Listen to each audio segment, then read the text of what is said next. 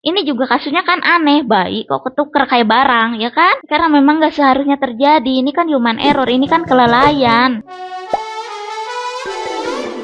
Hola netizen yang tercinta, polisi telah mengumumkan 2 bayi di Bogor dipastikan tertukar dari orang tua aslinya berdasarkan hasil tes DNA. Kasus ini berlangsung sekitar 1 tahun. Semua ini bermula dari seorang ibu yang melaporkan kasus bayi tertukar di Bogor ke kepolisian. Bayi tertukar berlangsung selama 1 tahun. Pelapor atas nama Siti Mauliah asal Ciseeng, Kabupaten Bogor, mengaku bayi laki-lakinya tertukar usai melahirkan di rumah sakit pada 18 Juli 2022. Pada hari ketiga setelah melahirkan, saat akan pulang, seorang suster bertanya kepada Siti perihal nama pasien. Rusdi selaku kuasa hukum Siti Mauliah mengatakan ketika diminta gelang dari si bayi, ternyata yang diberikan malah atas nama pasien lain. Siti pun merasa janggal. Polres Bogor bergerak cepat menindaklanjuti laporan tersebut. Mereka memulai penyelidikan dengan mendatangi lokasi kejadian di rumah sakit di Kabupaten Bogor. Seiring waktu berjalan, Satreskrim Polres Bogor juga mengundang sejumlah pihak termasuk direksi dan pegawai Rumah Sakit Sentosa untuk memberikan klarifikasi. Klarifikasi dilakukan satu diantaranya untuk mendapatkan bukti data persalinan korban dan pasien lain setahun silam. Selain itu, petugas gabungan yang di dalamnya termasuk pejabat Dinkes Bogor berhasil membujuk orang tua bayi yang sempat menolak tes DNA untuk akhirnya sepakat menjalin tes DNA. Pihak keluarga kedua bayi tertukar di Kabupaten Bogor menghadiri prosesi pengumuman tes silang DNA di Polres Bogor pada Jumat 25 Agustus 2023. Selain itu, prosesi tersebut turut dihadiri oleh pihak Rumah Sakit Sentosa. Hasil tes DNA terhadap 2 bayi di Bogor menyatakan keduanya tertukar dari orang tua aslinya. Nah, gimana nih menurut netizen yang terhormat? Silahkan berkomentar ya.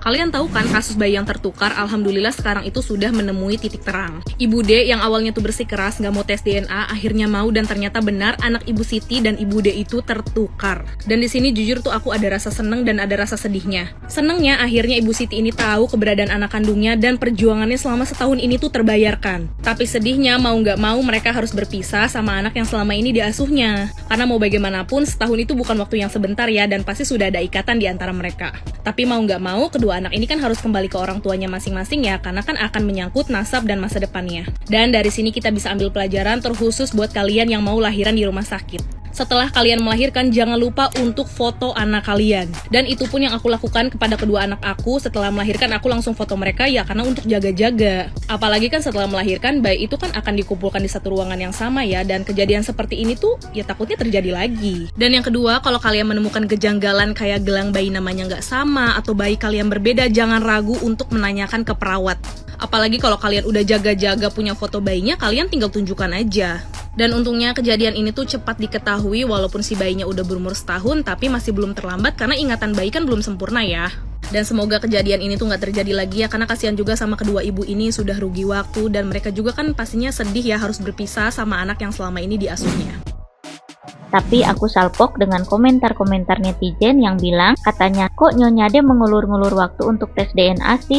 Apa karena bayinya Nyonya S itu cakep jadi nggak mau ditukar? Ada juga yang bilang apa karena Nyonya S terlihat lebih berada jadi nggak mau ditukar? Halo netizen, boleh berkomentar tapi kita juga jangan sampai tidak berempati ya. Sebagai seorang ibu yang memang dari awal menganggap itu anak kandungnya, sudah pasti mencurahkan sepenuh hati, kasih sayang. Bahkan seorang ibu itu nggak main-main cintanya ke anak, rela mati loh. Melahirkan itu emang bagaimana itu? Ya, melahirkan itu adalah perjuangan hidup dan mati. Ya, itulah kasih sayang seorang ibu. Sedangkan Nyonya S ini sudah tahu dari awal, sudah curiga dari awal kalau bayinya tertukar. Ya pasti seneng-seneng aja karena emang dia pengen, atau Nyonya S ini pengen anak kandungnya. Jadi jangan sampai kita membandingkan Nyonya S dan Nyonya D itu dari sisi negatif. Ini kasus berat loh. Aku sampai bilang ke suamiku begini, kalau tiba-tiba ada sepasang suami istri bawa anak terus bilang ketuker anaknya sama Kido, kita gimana? Suamiku sampai bilang, gak akan aku serahin Kido. Sini, pokoknya dirawat dua-duanya. Sampai begitu, karena kita nggak ngebayangin gitu. Karena kita nggak bisa ngebayangin. Ini juga kasusnya kan aneh. Bayi kok ketuker kayak barang, ya kan? Karena memang nggak seharusnya terjadi. Ini kan human error, ini kan kelalaian. Jadi Oke, ini kasus sudah selesai. Tolong komentarnya dijaga. Kasihan kalau sampai ada keluarganya dari Nyonya Dek baca atau Nyonya Dek sendiri baca. Bahkan pihak kepolisian pun kan memberikan waktu untuk masing-masing saling pendekatan. Gak mudah, anaknya juga pasti gak mau lah langsung dikasihkan. Secara psikologis pasti anaknya juga akan rewel, mencari-cari ibunya, ada rasa kehilangan, pasti begitu anaknya juga. Ya, ini berat sih. Jadi, sekali lagi netizen ya, hati-hati karena kita tidak ada di posisi Nyonya D dan Nyonya S ini. Oke, sehat selalu. Setahun, seorang ibu mengasuh bayi yang ternyata tertukar. Ada dua alasan kenapa ini bisa ngulur sampai setahun. Pertama, kronologi. Ibu S melahirkan secara sesar. Kecurigaan emang udah dari awal, tapi manajemen rumah sakit mengatakan, nggak ketuker, cuma gelang yang ketuker. Merasa belum puas, Bu S melakukan tes DNA. Hasilnya, bayi itu bukan anak biologis dirinya. Komplain ke manajemen rumah sakit. Manajemen rumah sakit menerima informasi tersebut dan meminta maaf, serta memberikan fasilitas untuk menyelesaikan masalah ini. Setelah cross-check data-data arsip di mana bayi itu lahir, ketemulah Ibu B. Masalah kedua, ada momen ketika Ibu B nggak mau tes DNA dengan alasan merasa belum siap. Manajemen rumah sakit menerima alasan tersebut. Akhirnya, kasus ini dibantu oleh kepolisian dan pihak-pihak terkait untuk menyelesaikan kasus ini. Untuk membujuk Ibu B melakukan tes DNA. Akhirnya mau Ibu B melakukan tes DNA. Hasilnya memang benar, bayi mereka tertukar. Semoga kejadian seperti ini tidak akan terulang lagi ya. Ini lagi rame banget ya mengenai kasus anak tertukar, tapi gue gak akan bahas tentang masalah ini. Yang mau gue bahas adalah beberapa kali gue lihat komen di situ mengenai memandang fisik dari anak tersebut gitu. Oh, pantas mau ditukar karena warna kulitnya beda, yang ini putih, yang itu hitam. Yang gue bingungin ya, siapa yang menentukan bahwa kulit putih itu bagus dan kulit hitam itu gak bagus? Siapa? Padahal ya, kebanyakan warna kulit Indonesia itu kan warna kulit sawo matang, gak putih ya. Tapi kayaknya tuh warna kulit sawo matang tuh gak bagus menurut kita sendiri gitu. Pantes ya banyak banget kayak krim abal-abal untuk mencerahkan kulit, mencerahkan muka yang akhirnya jadi breakout karena itu mengandung merkuri. Ini nimpa gue juga waktu gue kecil, karena beberapa kali waktu gue sekolah, gue itu kayak dihina fisik gue karena gue gak putih. Itu yang membuat gue jadi gak pede, akhirnya gue pakai krim abal-abal dan akhirnya breakout parah. Untuk akhirnya pede dengan kulit gue sekarang ini tuh gak mudah sebenarnya, karena memang ke brainwash gitu bahwa kulit gue tuh gak bagus. Padahal kan gue juga gak berpikir seperti itu sebelumnya gitu. Tapi menurut gue sesuatu kemajuan adalah dimana beberapa brand lokal itu kayak ngeluarin warna-warna kulit Indonesia. Berarti mereka juga kan udah terbuka bahwa memang yang dibutuhkan untuk kulit Indonesia itu adalah warna seperti itu. Jadi gue appreciate banget sih. Banyak juga seliweran viti-viti di TikTok bahwa mereka kayak bahwa mereka pede dengan apa yang mereka miliki. Menurut orang lain mungkin itu suatu kekurangan atau sesuatu yang tidak bagus, tapi menurut mereka itu ya suatu kelebihan mereka. Gue seneng banget sih banyak-banyak deh tonton viti-viti kayak gitu. Jadi di titik ini tuh gue gak pernah sama sekali gak pede dengan warna kulit gue sekarang. Malah gue tuh gak pengen putih gitu, gue pengennya bersih aja gitu, tapi gak menghilangkan warna kulit gue gitu. Kita tetap merawat diri, kita tetap menjaga kulit kita gitu, tapi tidak merubah warnanya gitu. Jadi itu kata-kata love yourself itu juga bukan kata-kata sembarangan. Coba deh tanemin di dalam diri kalian. Oh ya, dan jangan sekali-kali menghina fisik orang lain ya. Iya di Bogor, geus jiga sinetron deui wae kahirupan dunia pada cakra. Eta geuning sinetron putri yang ditukar. Ieu mah ditukarna dengan ditukar tambah. Soalna da kumaha ieu mah kenyataan ditambah jeung sedih bunga segala rupa beureun.